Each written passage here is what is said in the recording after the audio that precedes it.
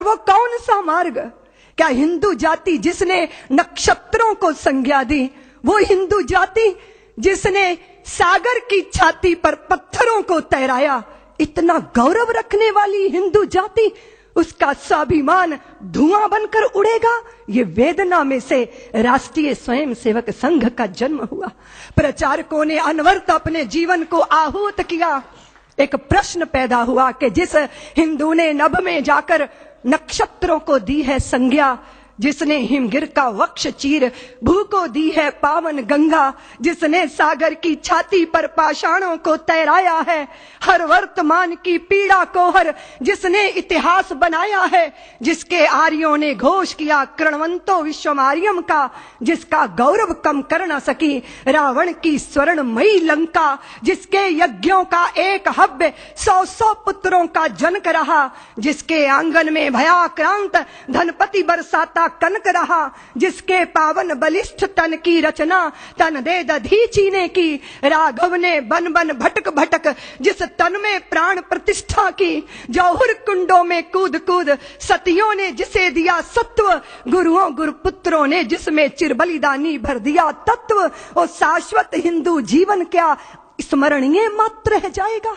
इसकी पावन गंगा का जल क्या नालों में बह जाएगा?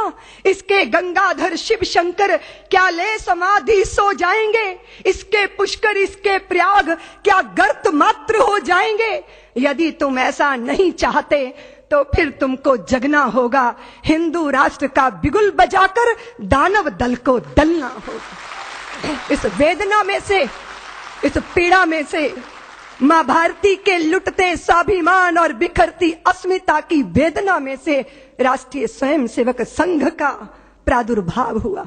फिर एक एक दीपक जले, तिल तिल करके अपने आप को मां भारती के चरणों में आहूत करते रहे। फिर एक एक माता निकली जिन्होंने अपने हृदय के टुकड़े, अपने शरीर के हिस्सों को मां भारती के चरणों में अर्पित कर दिया।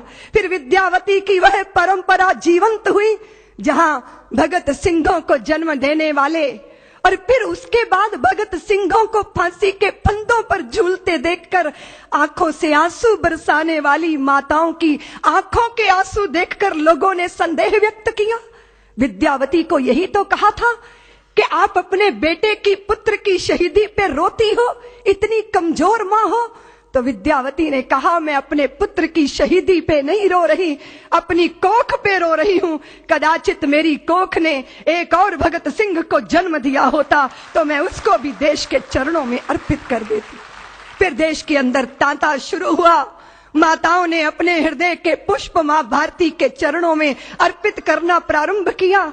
और प्रचारक जीवन को अपना के व्यक्तिगत परिवार कुछ नहीं, परिवार सारा राष्ट्र परिवार है। अगर अपने भी साथ छोड़ देंगे तो चिंता मत करना, देश तुम्हारा परिवार है, तुम्हारा कुटुंब है। ये भावना और ये उत्कट भावना प्रचारक के जीवन का संबल बनती रही।